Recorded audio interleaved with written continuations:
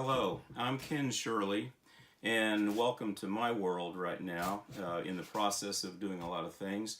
But today what I'm going to do is talk to you briefly about the hot wire foam factory product called the sculpting tool. Years ago, I did a project for David Nadel, who owns Hot Wire Foam Factory. He's called the chief cook and bottle washer out there. And we went through the entire inventory of tools in this display video, building an epic village display, a 35-foot running diorama with at the time the entire inventory of North Pole. So that kind of gives you everything you want to know about Hot Wire Foam Factory. But I've been asked to select a tool in the 3-in-1 package deal that you can buy. In other words, someone that's getting into the inventory, getting into Hot Wire Foam Factory to do a display for their hobby, what tools would they want to start with? Well, the 3-in-1 has interesting things. They have a sculpting tool. It also has a precision engraving tool. This also comes in a long one where you can have a 4-inch blade as well. But the engraver is good for other uses.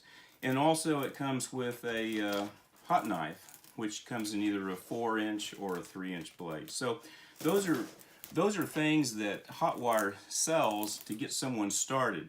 But I was asked to do one tool, and it's easy for me to do one tool. The sculpting tool, as I have said through many seminars over many years, this is the one singular tool. If you had to buy one, this is what you want, the sculpting tool, because it will create mountains for you.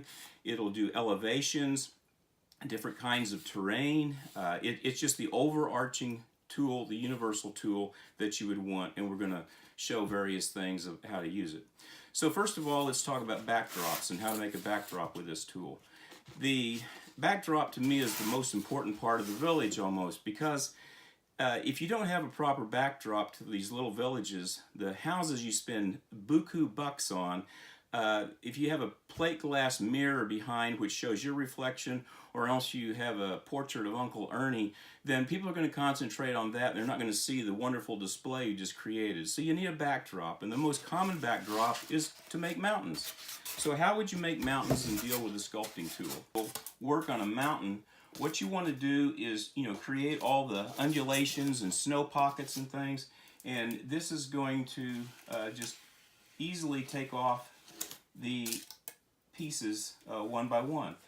The key for a sculpting tool in doing this is how you twist it with your wrist like that, and it creates in-depth snow pockets like that. You go deep to the back, you pull it to the front, and then you kind of twist and turn, and it takes away those things and makes just little snow pockets.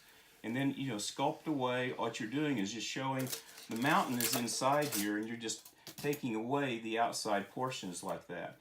The one mistake a lot of people make on using the sculpting tool is that they will take this and they'll try to pull it through.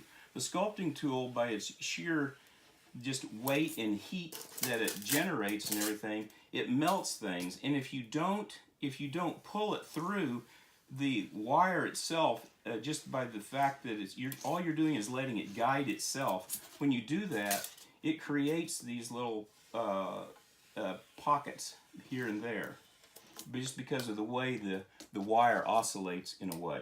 Okay, so that's how you're going to do this. You finish this whole thing out, and what does that really do for you in a finished product? Well, if you were doing, it's all in how you finish it. That's the nice thing about Hot Wire Foam Factory tools.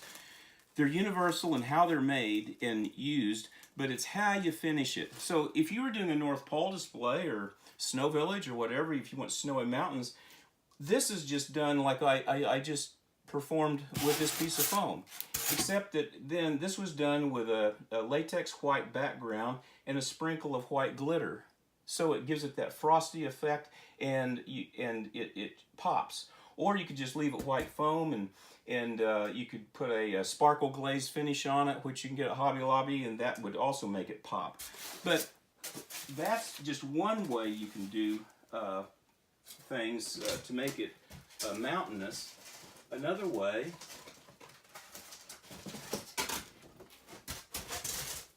too many pieces of foam. It's the same situation here about making a Halloween display. On the right you have it with purple glitter, or kind of a reddish purple. On the left is with the purple. And then that's just, all this is a black paint with then just hitting the peaks with a gray paint, and then sprinkle with glitter while it's still wet. If you want that color or this color, kind of gives you a spooky Halloween effect.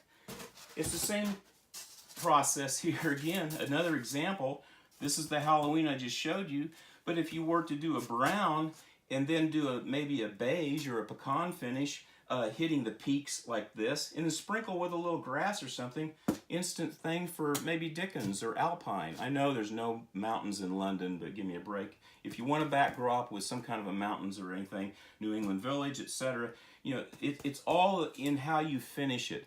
But the key was how you started it by sculpting out the mountain to begin with, and that's what the sculpting tool gives you.